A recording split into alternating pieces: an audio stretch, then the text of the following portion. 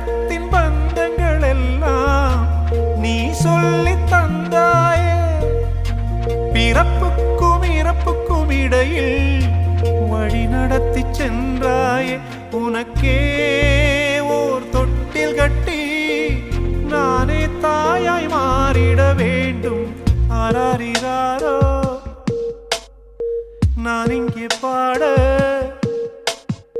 தாயே நீ கண்ணுறங்கு என்னோட மடி சாய்ந்து.